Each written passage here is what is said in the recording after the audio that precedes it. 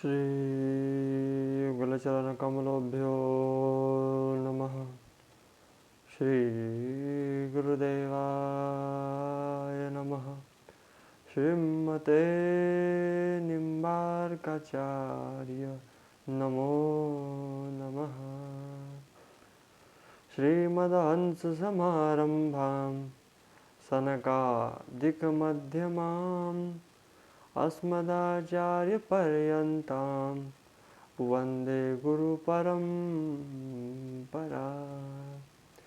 शान्ताकारं भुजगशयनं पद्मनाभं सुरेशं विद्याधारं गगनसुधरं मेघवर्णशुभाङ्गं लक्ष्मीकान्तं कमलनयनं योगिभिर्धीनगम्यं वन्दे विष्णुभवभयहरणं सर्वलोकेशनाथं।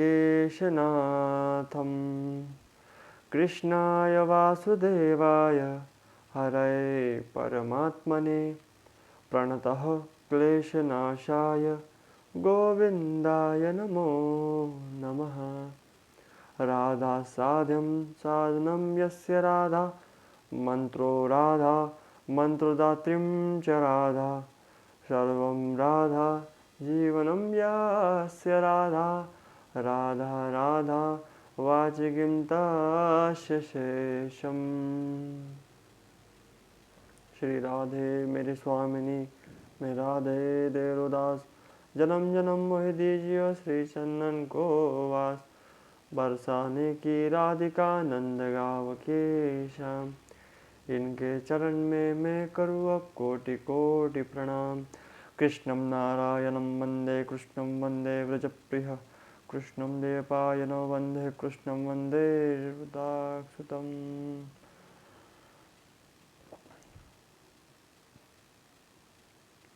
ये जो पावन अपने पितरों को मनाने के लिए जो ये पर्व चल रहा है, जिसके लिए हम सभी प्रयत्नरत हैं, यह कहो तो अपने पूर्वजों को मनाने के लिए, उन्हें सद्गति प्राप्त कराने के लिए, या जो सद्गति में प्राप्त हुए हैं उन्हें तृप्त करने के लिए, जो दिन भर भूखे रहते हैं उन्हें तृप्त करने के लिए हम पितृपक्ष में सत्कर्म कर रहे हैं, गरुड़ पुराण का श्रवण कर रहे हैं, उनके पुण्य के प्रभाव को बढ़ाने के लिए और उन्हें सद्गति प्राप्त कराने के लिए, जो न जाने किन किन नारकीय यातनाओं में पड़े हुए हैं, दुख भोग रहे हैं, कष्ट को प्राप्त हो रहे हैं। ऐसे समय में उनके लिए हम उनके वंशज होने के नाते हम उनके हितोषी हित करने के उद्देश्य से सत्कर्म कर रहे हैं। और वो सत्कर्म हम श्रवण द्वारा, कर्म द्वारा, मतलब मनसा वाचा और कर्मणा 3 प्रकार से कर रहे हैं। कर्म के तौर पर हमें उनका श्राद्ध कर रहे हैं, वाचिक तौर पर हम भगवत गुणानुवाद कर रहे हैं, और श्रवणिक तौर पर परमात्मा की कथा सुन रहे हैं। 3 कृत्य अगर ये 3 व्यक्ति सही कर ले तो निश्चित मुक्ति होंगी। एक तो श्रवण सही कर ले, दूसरा अपने मुख से भगवत नाम ही उच्चारण करे, और तीसरा अपने हाथों सत्कर्म ही करे, तो निश्चित मुक्ति प्राप्त होंगी, सद्गति को प्राप्त हो जाएगा। अगर ये 3 कार्य व्यक्ति निश्चित सरल कर ले तो, लेकिन 3 ही तो सरल नहीं होते, ये 3 ही तो फंसाते हैं व्यक्ति को। व्यक्ति नरक क्यों हो जाता है? जिसके हाथ में वो भी तो कर्म कर रहा है, फिर उसे क्यों नरक मिला? क्योंकि उसने तो कुछ किया ही नहीं। लेकिन नहीं, यमराज के द्वार पर 3 प्रकार के कर्मों को माना गया है। एक सत्कर्म, दूसरा मिश्रित अच्छे और बुरे, और तीसरा बुरे कर्म, अच्छे अच्छे बुरे और बुरे, 3 प्रकार के। तो यमराज के द्वारा तीनों में से केवल 2 को ही प्रताड़ित किया जाता है, एक पर उनका बस नहीं। यमराज अपने दूतों से स्वयं कहते हैं कि मुझे उन लोगों से मत मिलाना जो भगवत भक्त हो, जिनके गले में तुलसी की माला हो, जो वैष्णव हो, भगवान का भजन करते हो और भगवान का भजन कराते हो, ऐसों से मुझे मत मिलाना, ऐसों से तुम भी मत लगना। अगर तुम उनसे भिड़ गए तो मैं कोई नहीं बचा सकता। यमराज के दूत और यमराज का संवाद श्रीमद् भागवत में हम चर्चा करेंगे, श्रीमद् भागवत की जब कथा होंगी तब। लेकिन वह यमराज कह रहा है कि मुझे भय नहीं, किसी चीज़ से नहीं भय, लेकिन भगवत भक्तों का अपराध न हो जाए, ये ध्यान रखना, ब्राह्मणों का अपराध न हो जाए, इस बात से डर लगता है। और इस बात से तुम भी डरना मेरे दूतों, वरना तुम्हें कोई नहीं बचा सकता। त्रिलोकी में कहीं जल जाना, तुम्हें कोई नहीं बचा सकता। इसलिए भी ये ध्यान रखने योग्य है। भगवत भक्तों का अपराध से जब यमराज डरता हो तो यहाँ के लोगों को विशेष ध्यान देना चाहिए। हम क्या करते हैं, कई ब्राह्मणों की निंदा कर दी, कई भगवत भक्तों की निंदा कर दी, अरे ये तो इतने देर पूजा करता है, क्यों इतना ढोंगा आडंबर करता है। नहीं, दोष है, चुगली ये भी दोष है। नीतिकारों ने तो चुगली करने वालों को माँ से श्रेष्ठ बताया। बोले माँ से श्रेष्ठ क्यों बताया? क्योंकि माँ अपने हाथों से अपने बच्चों का मेल साफ करती है, लेकिन ये जो चुगलखोर होते हैं ये जीभ से अपने अहित कर, जिसका अहित सोचते हैं उसका मल साफ करते, मतलब ये जीभ से मेल साफ करते, इसलिए माँ से श्रेष्ठ है, इसलिए श्रेष्ठ बताए गए हैं। तो ये जो बातें हैं ये ध्यान रखने योग्य है। चुगली कर रहे हो तो दोष भोगना पड़ेगा, 0.1% ही सही तुम्हें दोष भोगना पड़ेगा, क्योंकि आपने उसका आधा पाप अपने सर ले लिया, निश्चित ले लिया। एक समय की बात है, एक राजा ने अपने दरबार में ब्राह्मणों को भोजन कराया, ब्राह्मणों को आमंत्रित किया और भोजन कराया। श्राद्ध पक्ष में, पितृपक्ष में भोजन कराने के लिए बुलाया। वो भोजन ऐसा खुले में हो रहा था, राजा की कोई गैलरी होंगी वहाँ पर वो भोजन हो रहा था। तो ऊपर से एक चील उड़कर जा रही थी, चील के मुख में एक मरा हुआ सर्प था, वो सर्प ले जा रही थी, सर्प मरा हुआ था। सर्प के मुंह से जो जहर टपक रहा था, एक ब्राह्मण के थाली में वो किसी के न देखते आ गिरा। ब्राह्मणों ने भोजन किया तो उसमें से एक ब्राह्मण की तत्काल मृत्यु हो गई। अब सभी लोग सोचने में पड़ गए कि ऐसा कैसे हो सकता है। राजा स्वयं रसोई परस रहा था, सभी ब्राह्मण जिम रहे थे, लेकिन एक ही मृत्यु को प्राप्त हो गया। और पता करा, वेद को बुलाया तो वेद ने कहा कि इनकी मृत्यु जहर के पान करने से हुई है, अभी किसी ने इन्हें जहर पिलाया। बोले ऐसा कैसे हो सकता है। फिर एक ने बताया कि यहाँ से एक चील उड़ रही थी, शायद उसके मुख में एक जीव था, उस वजह से हुआ। फिर ब्राह्मणों ने कहा कि राजा से कहा कि राजा ऐसा कैसे हो सकता है। राजा बोला मुझे भी नहीं पता, मैं आपसे क्षमा मांगता हूँ, आप कृपया करके बताइए दोष मुझे लगा कि नहीं लगा। अब ब्राह्मण विचार करने लगे, राजा का तो कोई दोष नहीं, क्योंकि राजा स्वयं बेचारा परस रहा था, उसको क्या पता कि ऊपर से चील उड़ के जाएंगी और सर्प गिरने से मर जाएगा। दूसरी बात, राजा का तो दोष नहीं है, परोसने वालों का भी कोई दोष नहीं। तीसरा, ब्राह्मण का भी कोई दोष नहीं, क्योंकि सभी ने भोजन करा, इनकी ही थाली में गिरी। तो इसमें दोष किसे दिया जाए कि राजा के घर में ब्राह्मण मर गए, इसका दोष किसे दिया जाए, क्योंकि दोष का निर्णय नहीं हो सकता। चील का भी दोष नहीं, क्योंकि चील को थोड़ी पता कि यहाँ कोई जिम रहा है, मेरे मुख में सर्प है, उसके जहर टपकेगा। सांप का भी दोष नहीं, सांप भी मरा पड़ा था, तो दोष दिया किसे जाए। और वहाँ अचानक तात्कालिक घटना घटी, वहाँ पर एक व्यक्ति आया, राजा से मिलना है कहकर वह बाहर खड़ा था, सैनिक से पूछने लगा। तो वह सैनिक ने एक बात बताई। सैनिक बोले ध्यान रखना, ये वो राजा है जिसके यहाँ खाना खाने से ब्राह्मण मर जाता है, इसलिए संभल कर जाना, कुछ खाना मत फिलहाल। तो आप ब्राह्मणों ने निर्णय किया कि इस बात का दोष उसे दिया जाएगा, उस सेनापति को। बोले क्यों? क्योंकि उसने चुगली की। अब तक निर्णय नहीं हुआ कि किसे पाप दिया जाए, और जब निर्णय नहीं हुआ है तो इसने निर्णय कैसे दिया?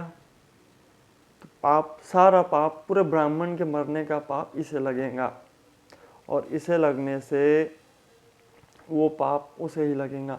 तो एक घटना से एक सीख मिली। वो सीख क्या है पता है? हम किसी के भी कर्म को न जाने जज करते हैं। दिन भर कुछ काम नहीं हो तो किसी को भी जज करने लग जाते, ये तो ऐसा है, वह तो वैसा है, वो ऐसा है, उसका ऐसा कम है, वो ऐसा काम है। राधिका नंदन तो कम कथा करता है, राधिका नंदन कुछ भी बकवास करता है। ये क्या हुआ?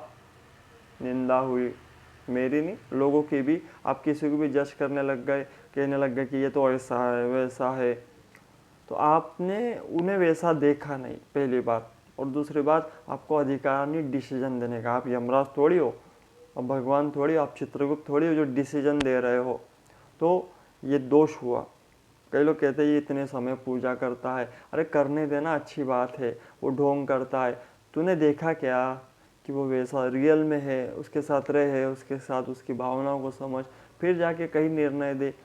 पहले निर्णय देने वालों को दोष लगता है, और उसी को चुगलखोर कहा गया।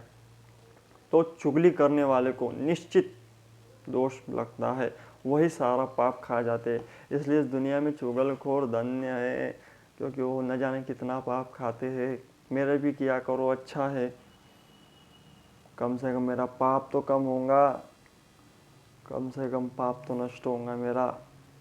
तो इन बातों का ध्यान रखना चाहिए। चुगली नहीं करनी चाहिए। चुगली की तो नरक में जाओ, चुगली की तो नरक में जाना पड़ेगा।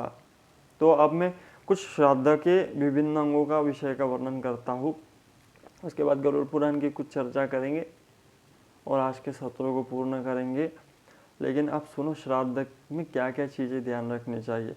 पहले तो उनके अंगों का वर्णन सुनो। भीष्म जी ने एक बार कहा कि भगवान, मैं आप पितरों के वंश का वर्णन सुनना चाहता हूँ। तब पुलस्त्य जी ने कहा, राजन, बड़े हर्ष की बात है, तो मैं आरंभ में ही पितर के वंश का वर्णन सुनाता हूँ। सुनो, स्वर्ग में पितरों के 7 गण रहते हैं। उनमें 3 तो मूर्ति रहित और 4 मूर्तिमान। ये सब के सब अमित तेजस्वी है। इनमें जो मूर्तिमान पितृगण है वे वैराज प्रजापति की संतान है, अतः वैराज नाम से प्रसिद्ध है। देवगण उनका यजन करते हैं। अब पितरों की लोक सृष्टि का वर्णन करता हूँ, श्रवण करो। सोमपद नाम से प्रसिद्ध कुछ लोक है जहाँ कश्यप के पुत्र पितृगण निवास करते हैं। देवलोक देवताओं भी उनका सदा सम्मान किया करते हैं। अग्निवास नाम से प्रसिद्ध यज्वा पितृगण उन्हीं लोक में निवास करते हैं। स्वर्ग में बिभ्राज नाम से जो दूसरे तेजस्वी लोक है, उनमें बहिर्षत संज्ञक पितृगण निवास करते हैं। वहाँ मोरों से जुते हुए हजारों विमान हैं और संकल्पमय वृक्ष भी है, जो हजारों संकल्प के अनुसार फल प्रदान करने वाले हैं। जो लोग इस लोक में पितरों के लिए श्राद्ध करते हैं, वे उन बिभ्राज नाम के लोक में जाकर समृद्धशाली भवनों में आनंद भोगते हैं। देखो, जो इस लोक में पितरों के नाम से श्राद्ध करते हैं, वो कहा जाते हैं बिभ्राज नामक पितृलोक में जाते हैं, जो स्वर्ग में है। और वहाँ आनंद भवनों में आनंद भोगते हैं। वहाँ सैकड़ों पुत्र विद्यमान है, जो तपस्या और योग बल से संपन्न महात्मा, सौभाग्यशाली और भक्तों को अभयदान देने वाले भी है। वहाँ वो आनंद को प्राप्त होते हैं जो इस श्लोक में अपने पितरों के नाम से तर्पण करते हैं, श्राद्ध करते हैं, दान देते हैं। इसलिए ये महत्व है, क्योंकि आपके पितृ यदि प्रसन्न होंगे तो भी आपको प्रसन्नता होंगी, आपके सुख की संख्या 1000 गुना बढ़ जाएंगी। यहाँ भी आगे आया है, मैं बताऊंगा। ये पद्म पुराण की चर्चा है, यदि किसी को लगे तो वह जाकर आप स्वयं पढ़ ले। ये पद्म पुराण की चर्चा। जो लोग इस लोक में पितरों के श्राद्ध करते हैं, उन्हें बिभ्राज नाम समृद्धशाली लोक में भोगते हैं। जो तपस्या और योग बल से संपन्न महात्मा, भगवान सौभाग्यशाली और भक्तों को अभयदान देने वाले हैं। मार्तंड नामक लोक में मरीचि गर्भ नाम से पितृगण निवास करते हैं। वे अंगिरा के पुत्र और लोक में हयशान्य नाम से विख्यात है। वे राजाओं के पितर है, स्वर्ग और मोक्ष रूप फल प्रदान करने वाले हैं। तीर्थों में श्राद्ध करने वाले श्रेष्ठ क्षत्रिय उन्हीं के लोक में जाते हैं। कामदूत नाम से प्रसिद्ध जो लोक है वे इच्छानुसार भोगों की प्राप्ति कराने वाले हैं। उनमें सुस्वद नाम से पितर निवास करते हैं। लोक में आज्यप नाम से विख्यात और प्रजापति कर्दम के पुत्र है। पुलह के बड़े भाई उत्पन्न वैश्वगण उन पितरों की पूजा किया करते हैं। श्राद्ध करने वाले पुरुष उस लोक में पहुंचकर एक ही साथ हजारों जन्मों से परिचित अपने माता पिता, भाई, सास, मित्र, संबंधी तथा बंधुओं का दर्शन करते हैं। जो श्राद्ध करने वाले पुरुष लोक में पहुंचने पर एक साथ ही उनके दर्शन भी कर सकते हैं, ये भी सनातन में ही पॉसिबल है। इसी प्रकार पितरों के 3 गण बताए गए हैं। चौथे गण का वर्णन सुनो। ब्रह्मलोक में ऊपर सुमापन नाम के लोक स्थित है, जहाँ सोमप नाम से प्रसिद्ध सनातन पितरों का निवास है। वे सब के सब धर्ममय स्वरूप धारण करने वाले तथा ब्रह्मा जी से भी श्रेष्ठ है। इससे ब्रह्मा जी से भी श्रेष्ठ है। स्वदा से उनकी उत्पत्ति हुई है। वे योगी अतः ब्रह्म भाव को प्राप्त होकर सृष्टि आदि करके सब इस प्रकार मानसरोवर में स्थित है। इन पितरों की कन्या नर्मदा नाम की नदी है, जो अपने जल से समस्त प्राणियों को पवित्र करती है। पश्चिम समुद्र में जा मिलती है। उन सोमप नाम वाले पितरों से ही संपूर्ण प्रजा सृष्टि का विस्तार हुआ है। ऐसा जानकर मनुष्य सदा धर्म भाव से उनका श्राद्ध करते हैं और उन्हीं के प्रसाद से योग का विस्तार होता है। आदि सृष्टि के समय पितरों का श्राद्ध प्रचलित हुआ। श्राद्ध में उन सब के लिए चांदी का पात्र अथवा चांदी से युक्त पात्र का उपयोग होना चाहिए। स्वदा शब्द के उच्चारण पूर्वक पितरों के उद्देश्य से किया हुआ श्राद्ध दान पितरों को संतुष्ट करता है। ध्यान रखियो, गजब की बात कही गई है। पितरों के श्राद्ध में चांदी उन्हें अत्यधिक प्रसन्न करती है, क्योंकि चांदी जो है वो भगवान शिव के आंखों से प्रकट हुई है, ऐसा वर्णन आया है। इसलिए चांदी पितरों को सदा तृप्त करने वाली, प्रसन्न करने वाली। इसलिए इस पितृपक्ष में कोई ब्राह्मणों को, विद्वानों को चांदी का दान करे तो पितर उससे भी प्रसन्न होते हैं, संतुष्ट हो जाते हैं। तो ये प्रचलित है, चांदी के पात्र अथवा चांदी युक्त पात्र का उपयोग होना चाहिए। स्वदा शब्द के उच्चारण से भी प्रसन्न होते हैं। श्राद्ध दान पितरों को संतुष्ट करता है। विद्वानों पुरुषों को चाहिए कि वो अग्निहोत्री सोमपाई ब्राह्मणों द्वारा अग्नि में हवन कराकर पितरों को तृप्त करे। अग्नि के अभाव में ब्राह्मण के हाथ से अथवा जल में शिवजी के स्थान के समीप पितरों के निमित्त दान करे। किसी शिव मंदिर में, बेलपत्र के वृक्ष के पास, ऐसे स्थानों में दान करना चाहिए ब्राह्मणों को, तो विशेष लाभ प्राप्त होता है, विशेष फल की प्राप्ति होती है, पितर आपके प्रसन्न हो जाते हैं। तो यह आगे बताया गया है, पितृ कार्य में दक्षिण दिशा उत्तम मानी गई है। जितने भी लोग तर्पण कर रहे हैं, अपने घर में अग्यारी डाल रहे हैं, कंडों, गोबर के कंडों को जलाकर, वो दक्षिण दिशा में आप तर्पण भी करें और अग्यारी भी डालें। जो गोबर के कंडे होते हैं उन्हें जला ले। मैंने तो पहले कहा कि एक या तो तांबे का पात्र हो नीचे हवन जैसा, तो बहुत शुभ। वो न हो तो भी नीचे एक पात्र ले और उसमें गोबर के कंडे जलाकर उसमें घी गुड़ छोड़िए, उसमें खीर और पूरी का ग्रास अपने पितरों के तर्पणार्थ छोड़े। दूसरी बात, उसमें आप थोड़े तिल डाले, चंदन डाले, उसमें थोड़ा आप कद्दू की सब्जी डाले।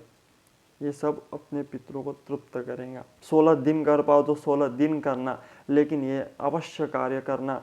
जितने भी सुन रहे हैं मुझे श्राद्ध पक्ष में, उनसे निवेदन है कि आप अपने पितरों को प्रसन्न करने के लिए निश्चित उसमें वो डालें, और 16 दिन भी डाल सकते हो। लेकिन जिस दिन आपके घर में आपके परिवार के जन गए हो, उस दिन तो विशेष तौर पर आपको वो डालना ही चाहिए। ब्राह्मणों को दान देना ही चाहिए, निश्चित देना चाहिए।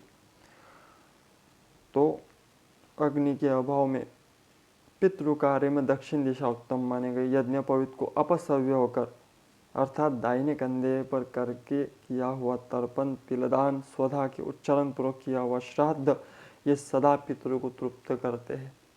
क्या बताया गया है? यज्ञोपवीत को दाहिने कंधे पर कर कर तथा तिलदान, तर्पण इत्यादि का श्रेष्ठ माना गया है। अब सुनो, श्राद्ध में क्या क्या वर्जित, क्या क्या वस्तुएं यह बताया गया है कि ध्यान से सुनना, बड़े गजब की बात है, आपके काम की है, इसलिए पढ़ कर कह रहा हूँ कि सदा तृप्त करने वाला है तिलदान, तर्पण और स्वधा का शब्द का उच्चारण। कुश, उड़द की दाल, साठी, धन का चावल, गाय का दूध, मधु, गाय का घी।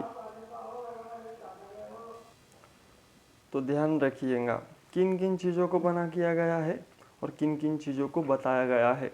तो ध्यान से सुनो, कुश उड़द की दाल, धान का चावल, गाय का दूध, मधु, गाय का घी, सवा अगहनी का चावल, जौ, तिल का चावल, मूंग, गन्ना और सफ़ेद फूल, ये सभी वस्तुएं सदा पितरों को प्रिय है। ये सभी वस्तुएं सदा पितरों को प्रिय लगने वाली है। ऐसे पदार्थ बताता हूँ जो श्राद्ध में सर्वदा वर्जित है। तो ध्यान रखना, श्राद्ध में सर्वदा वर्जित मसूर, सन, मटर, राजमाश, कुल्थी, कमल तथा बिल्व, मदार, धतुरा, परिभद्राट, रूषक, भेड़ बकरी का दूध, कोंदो, दारवट, कैथ, महुआ और अलसी, ये सब निषिद्ध है। ध्यान से सुनना, मसूर, सन, मटर, राजमाश, कुल्थी, कमल, बिल्व, मदार, धतुरा, परिभद्राट, रूषक, भेड़ बकरी का दूध, या तो मुझे संत ने भी बताया कि और गरुड़ पुराण में भी इसका प्रमाण है कि भैंस का दूध आने मात्र से श्राद्ध का फल नहीं मिलता, इसलिए भैंस का दूध भी न लाए। कोंदो, करवट, कैथ, मऊथा और अलसी, ये सब निषिद्ध है।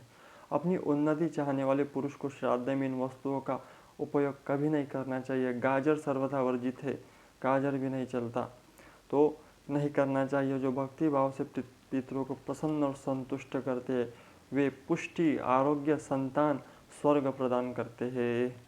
देखिए ध्यान से सुनना, आप मैं क्या बता रहा हूँ, क्या प्रदान करते हैं? कहते हैं पुष्टि, आरोग्य, संतान, स्वर्ग प्रदान करते हैं। पितृ कार्य देव कार्य से भी बढ़कर है। आ गई बात मेरी कहने वाली? पितृ कार्य या लिखा गया स्पष्ट, पितृ कार्य देव कार्य से भी बढ़कर है। अतः देवताओं को तृप्त करने से पहले पितरों को संतुष्ट करना श्रेष्ठ माना गया। कारण पितृगण शीघ्र प्रसन्न हो जाते हैं, सदा प्रिय वचन बोलते हैं, भक्तों पर प्रेम रखते हैं और उन्हें सुख देते हैं। पितर पूर्वों के देवता अर्थात प्रत्येक पर्व पर पितरों का पूजन करना उचित। आयुष्मान सन्यक पितरों के अधिपति सूर्य देव ही श्राद्ध के देवता माने गए हैं। बड़ी सुगमता से और सरलता से इसका वर्णन किया गया है। तो अन्न, जल, दूध से पितरों को सदा संतुष्ट करना चाहिए। पितरों को संतुष्ट करने वाले व्यक्ति को आरोग्य, पुष्टि माने वो सामर्थ्यता प्राप्त करेगा, उसे संतान प्राप्त होंगी और स्वर्ग तक प्रदान कर देंगे पितृ। तो ये भगवत भक्तों के लिए तो ये सब इजी बातें हैं, लेकिन फिर भी पितरों को प्रसन्न करना जरूरी बताया गया है। तो इसे ज़रूरी बताया गया है तो ज़रूरी करना भी चाहिए। इसलिए नहीं कि हमें दुख न मिले, इसलिए कि उन्हें दुख न मिले। अगर श्रेष्ठ भावना से कर रहे हो, संपन्न हो, आप कहोगे मैं संपन्न हूँ, मुझे नहीं आवश्यकता किसी चीज़ की, फिर भी अपने सुख के लिए नहीं, उनके सुख के लिए और अपने भविष्य के लिए अपने बच्चों को ये बताकर सिखाने के लिए भी करें, निश्चित करें। और कितने एक्सक्यूज ढूंढोगे? उनके कल्याण के लिए कुछ तो करो, कुछ तो करो। तो मैंने कल बताया था कि जब व्यक्ति की मृत्यु का समय आता है तब व्यक्ति यमदूतो सदा प्राप्तो भीमो सरभौषणो पाशादंडधरो नग्नो दंतो कटकटायितो ऊर्ध्वकेशो काककृष्णो वक्रतुंडो नखायुधो सहदुष्टवातुरदय सत्मूलम विमुष्यति। दोनों हाथ में 5 दंड धारण किए हुए अपने परिवारजनों से घिरा हुआ व्यक्ति, अपने स्वजनों से घिरा हुआ व्यक्ति जब मृत्यु को देखता है तो उसे सब दिखने लग जाता है। ऊपर के लोग दिखने लग जाते हैं, यमराज के दूत दिखने लग जाते हैं। वो इतना आश्चर्यकारक हो जाता है कि वो उन्हें देखता हुआ कुछ बोलने की इच्छा भी नहीं करता, उससे कुछ बोला भी नहीं जाता। इतना वो अचरज में होता है कि ये सब क्या है। जैसे कोई आश्चर्यकारी चीज़ अपने बच्चों को दिखा दो तो सब आश्चर्य में आ जाते हैं, ठीक वैसे वो भी आश्चर्य में पड़ जाता है। दोनों उस समय दोनों हाथों में 5 दंड धारण किए हुए नग्न दांतों से कटकटाते हुए क्रोधपूर्वक क्रूर वाले यम के 2 भयंकर दूत समीप आ जाते हैं। सुनो, जिन्हें नरकों की यात्रा करनी हो, नरकों का ट्रेलर देखना हो, देख कर चलो। उनके केश ऊपर के होठ उठे हुए होते हैं, वे कौवे के समान काले और टेढ़े मुख वाले होते हैं तथा उनके नख आयुध की भांति होते हैं। उन्हें देखकर भयभीत हृदय वाला वो मरणासन प्राणी मल मूत्र का विसर्जन करने लगता है। अपने पंचभौतिक शरीर से हाय हाय करते हुए निकलता हुआ वह तथा यमदूतों के द्वारा पकड़ा हुआ वह अंगुष्ठान मात्र प्रमाण का पुरुष अपने घर को देखता हुआ यमदूतों के द्वारा यातना देह कर ढक करके गले में बलपूर्वक पाशों से बांधकर सुदूर यम मार्ग यातना के लिए उसी प्रकार ले जाया जाता है जिस प्रकार राजपुरुष दंडनीय अपराधी को लेकर जाते हैं। जैसे किसी ने कोई गलती की हो, कोई दोष किया हो, तो उसे बांध कर हथकड़ी पहना कर ले जाया जाता है। उसी प्रकार उस व्यक्ति को इसे लेकर जाया जाता है। तो इसी प्रकार से दंडनीय अपराधी को लेकर जाया जाता है। जैसे अपराधी, ये भी अपराधी है। देखो, साधारण सी बात है, हम यह कोई कर्म करते हैं, चोरी छुपे किसी को मार दिया, किसी ने देखा नहीं, चोरी छुपे किसी को कुछ कर दिया, किसी ने देखा नहीं, लेकिन वो तो देख रहा है, वो तो ये बातें समझ रहा है। चित्रगुप्त सब लिख रहा है, श्रवण और श्रवणी सब रिकॉर्ड कर रहे हैं, बाकायदा आपकी वीडियो रिकॉर्डिंग चल रही है। अगर आप बंद कमरे में भी गलत दृश्य कर रहे हो, गलत कर्म कर रहे हो, आप सोच रहे हो कोई नहीं देख रहा, लेकिन वो देख रहा है। उसके कैमरे 24 घंटे ऑन है। तुम्हारा तेरी नेट के वजह से किसी वजह से गड़बड़ हो सकती है कैमरे की, लेकिन उसके कैमरे में कभी कोई गड़बड़ न हुई है न होंगी, बरसों से हुई न हुई है न होंगी। ना आपके बाप दादा के समय हुई थी, ना आपके समय होंगी, ना आपके पूर्वजों के सामने हुई थी, ना अब होंगी। 10,000 साल पहले हुई थी, न 10,000 साल बाद होंगी। चल रहा है निश्चित तौर पर, आपको देख रहा है निश्चित तौर पर, आपको सुन रहा है निश्चित तौर पर। आप जो कर रहे हो उसका दंड भोगने के लिए सब रिकॉर्डिंग चल रहा है, और अच्छा कर रहे हो तो उसका फल भोगने के लिए भी रिकॉर्डिंग चल रहा है। इसलिए ये मत सोचा करो कि मुझे कोई नहीं देखता। याद रखो 24 घंटे उसका कैमरा ऑन है। इस डर से ही जिया करो। अपने बच्चों को समझाओ कि भगवान हमें देख रहा है, सुन रहा है, इस डर से ही करा करो। तो अपराधी को ले जाती उस प्रकार से ले जाया जाता है। इस प्रकार ले जाए जाते हुए इस जीव को यम के दूत तर्जना करके डराते हैं और नरकों में तीव्र भय का पुनः पुनः वर्णन करते हुए सुनाते हैं। शीघ्रं प्रचलः दुष्टात्मः यास्यसि त्वं यामलयं क्वं विपाकदिराकास्त्वं नयावोध्य माचिरम्। वो दुष्ट तो शीघ्र चला, ये हम लोग जाएंगे, आज तुम्हें हम सब कुंभिपाक आदि नरकों में शीघ्र ले जाएंगे। एवं वाचस्तदा श्रवणं बन्धूनां रुदितं तथा उच्चैर्हेतं विलपयाडं यमस्किङ्करे तर्धे भीनं दयं हस्त्यो जले पयोथु पाथि भिक्षम मापम अर्थोधम सो मनुस्वरम। तो इस प्रकार यमदूत वाणी तथा बंधु बांधवों के रुदन सुनता हुआ वह जीव जोर से हाहाकार करके विलाप करता है। यमदूत द्वारा उसे प्रताड़ित किया जाता है। यमदूतों के तर्जनाओं से उसका हृदय विदीर्ण हो जाता है। वह कांपने लगता है। रास्ते में से कुत्ते काटते हैं और अपने पापों का स्मरण कराता हुआ वह जीव यम मार्ग में चलता है। यम मार्ग में उसे ले जाया जाता है। भूख और प्यास से पीड़ित होकर वह दावाग्नि एवं वायु आदि जलों से संतप्त होता है।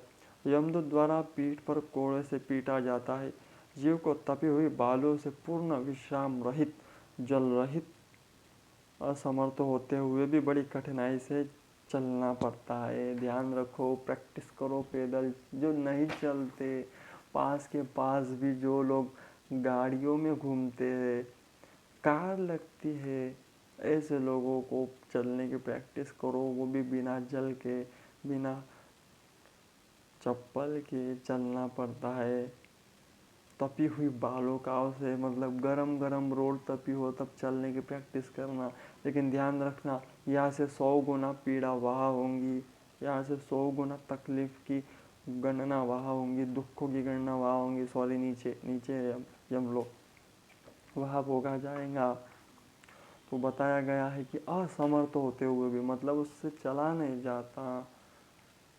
अब ध्यान रखना, जितने भी बाबू सोना है, चलने की प्रैक्टिस करो। एसी के गद्दों पर बैठे हुए लोगों, ध्यान रखना, आराम से, नहीं कठिनाई से भी सामना करना पड़ता है। नहीं चला जाता, मारकर चलाते और कसम से नंगी पीठ पर मारते, बड़े जोरों से लगती होंगी, कोई कपड़े भी नहीं होते। थक कर जगह जगह गिरता है, मूर्छित होता है, लेकिन फिर भी उसे रोका नहीं जाता। वो पुनः पुनः उठकर पापी जनों की भांति अंधकार पूर्ण यमलोक में ले जाया जाता है। कई बार थकेगा, गिरेगा, लेकिन ये घसीटते ले जाएंगे, लेकिन इन्हें ले ही जाना है, क्योंकि इन्हें टाइम दिया, इतने देर में तो यहाँ पहुँचना चाहिए। तुम्हारे जैसा नहीं है, पहुँच जाएंगे आराम से। नहीं नहीं, फिक्स टाइम में लेकर जाएंगे। 2 अथवा 3 मुहूर्त में, देखो ऑप्शन भी दिया गया कितने देर में जाता है आदमी वहाँ, 2 या 3 मुहूर्त में उसे वहाँ पहुँचाया जाता है। और यमदूत उसे घोर नरक यातनाएं दिखाते हैं कि देख, इन क्लासों में तुझे बैठना है। धरती पर जैसे first class, second class, third class economy होती है, वैसे यहाँ भी विविध सुविधाएं प्रीमियम तौर पर बनाई गई है। इसका प्रीमियम केवल पापी लोग ही भरते हैं, अपने पापों के कर्मों को कर करके। कैसे भरते हैं? पापों को कर करके। पाप का प्रीमियम। बोलो पाप कैसा, ये तो कल बताऊंगा कि पाप कितने प्रकार के, कौन कौन से होते हैं, लेकिन अब सुनो पाप कैसा। बोले पापों को ऐसा कि किसी का बुरा किया, किसी का हक मारा, 2 नंबर के पैसों से ऐशो आराम प्रीमियम जिंदगी जी रहा था, अब भी जी। 2 अथवा 3 मुहूर्त से ज़्यादा नहीं लगते, 2 और 3 मुहूर्त में उसे ले जाया जाता है। मुहूर्त मात्र में यम को नारकीय यातनाओं को भय को देखकर व्यक्ति यम की आज्ञा से आकाश मार्ग से यमदूतों के साथ पुनः पुनः मनुष्यलोक में चला जाता है। पुनः यातनाओं को भोग कर, ये शॉर्ट में बता रहा हूँ, विस्तार आगे होगा ही। इस मनुष्यलोक में आकर अनादि वासना से बद्ध वह जीव देह में प्रविष्ट होने की इच्छा करता है, किंतु यमराज द्वारा पकड़कर पाश में बांध दिए जाने पर भूख प्यास से अत्यंत पीड़ित होकर रोता रहता है। ये ताश्य वह पातकी प्राणी पुत्रों के दिए हुए पिंड तथा आतुर काल में दिए हुए दान को प्राप्त करता है, तो भी उस नास्तिक को तृप्ति नहीं होती। देखो, सोचो, अपने कर्मों को इतना सुधारो, देते फिर भी तृप्ति नहीं होती। पुत्रादि द्वारा पापियों के उद्देश्य से किए गए श्राद्ध, दान, जलांजलि उनके पास ठहरती नहीं है। अतः पिंडदान का भोग करने पर भी वो क्षुधा से व्याकुल होकर यम मार्ग जाते। हम जो ये पिंडदान करते, हम जो ये तर्पण करते, ये उन्हें प्राप्त होता। यदि वो यम मार्ग में है तो वहाँ भी यह स्पष्ट उच्चारण है हि पापीनां नोपतिष्ठन्ति दानं श्रद्धा जलाञ्जलिम् अथ श्रुधा व्याकुलं यान्ति पिण्डादानभुजोऽस्पिते भवन्ति प्रेतरूपास्ते पिण्डदानविवर्जिता आकल्पः निर्जनारण्ये ब्राह्मन्ति बहुदुःखिता। उसे मिलता है लेकिन उसकी प्यास नहीं बुझती, उसका पेट नहीं भरता। क्यों नहीं भरता? क्योंकि वो व्याकुल होता है उसके पापों के कारण। उसे उस पिंडदान का भोग तो मिलता है लेकिन वो क्षुधा उसकी कम नहीं होती। भारी भारी पिज्जा वगैरह खाने वाले पिंडों से पेट कैसे भरेगा?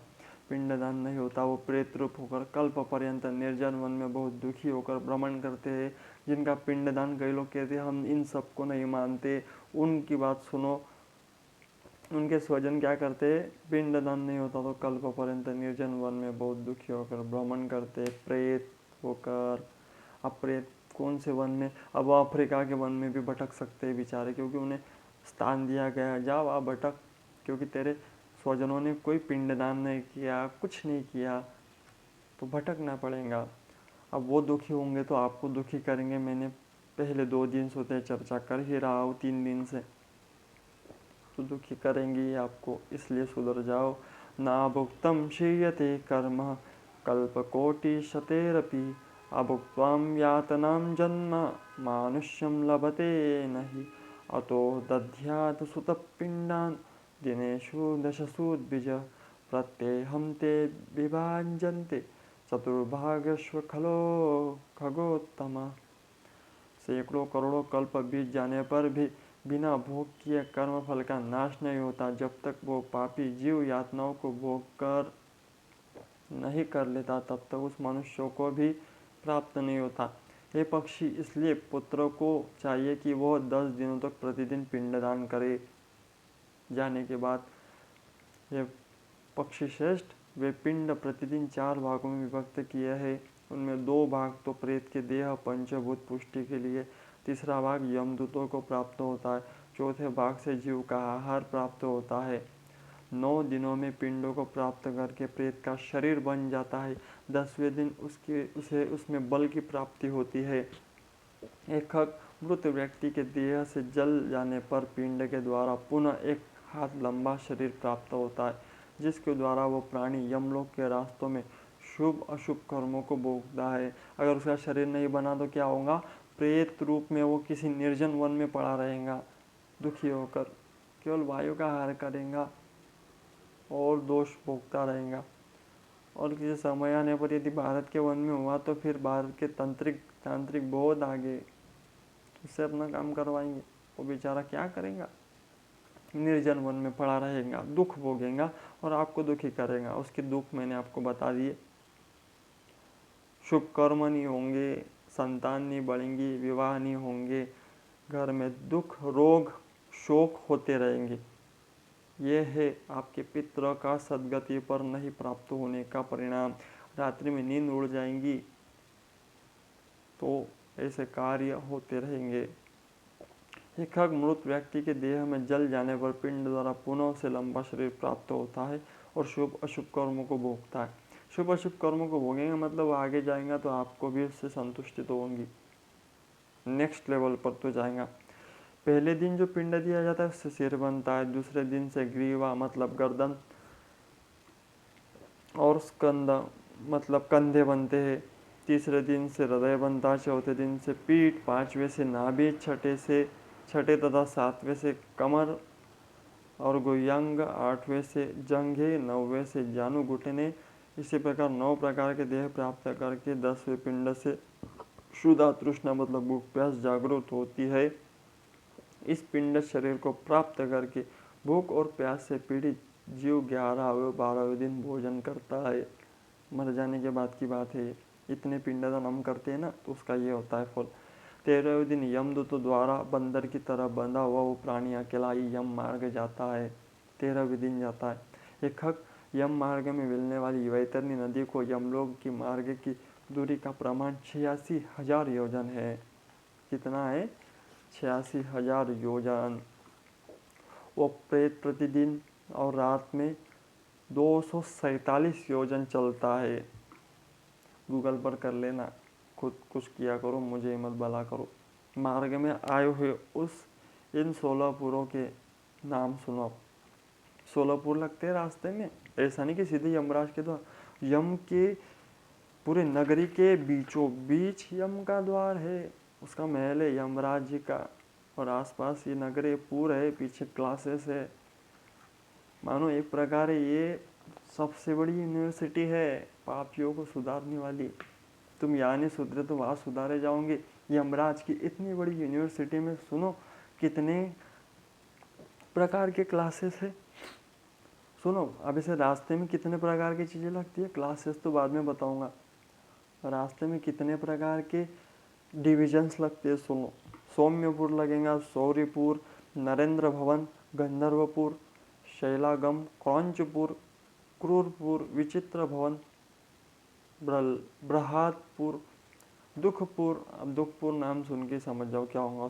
नाना क्रंदनपुर मतलब नाना प्रकार के रोने वाले। अब तो आपकी अच्छा ही है। सुप्त भवन, रौद्रपुर, पयोशनपुर, पयोवर्षणपुर, शीटाढ़पुर तथा बहुभीतिरपुर मतलब जहाँ वो डरावना चीज़ों को इस तरह होगा। पार करके इनसे आगे यमपुरी में धर्मराज का भवन स्थित है। यमराज दूतों के पास में बांधा हुए इस पापी को रास्ते पर हाहाकार करता हुआ, रोता हुआ तथा घर को छोड़कर यमपुरी में जाता है। ऐसा है तो उस पापी का इस प्रकार हाल होता है। कल बताऊंगा यम मार्ग में यातनाओं का वर्णन, वैतरणी का स्वरूप, यम मार्ग में 16 पुरों का क्रमश गमन तथा पुत्र आदि द्वारा दिए गए पिंडदानों को कैसे ग्रहण करता है, इन सब का वर्णन कल बताऊंगा। आज के सत्र को यही पूर्ण करता हूँ। आपको मैंने श्राद्ध की विधि बताई है, श्राद्ध में क्या क्या वर्जित है वो भी बताया है। अगर ये कथा आपको पसंद आ रही है तो कृपया लाइक करके मेरा उत्साह बढ़ाए, शेयर करके औरों को भी ये सुनाए कि यम मार्ग में क्या क्या मिलता है, और पसंद आए तो कृपया आप और लोगों को शेयर करें। राधे राधे, सभी को राधे राधे। पितृपक्ष में कार्य अवश्य करें। जो जो मैं बता रहा हूँ वीडियोज़ आपको प्राप्त होते रहेंगे, उन्हें भी आप सुने। राधे राधे।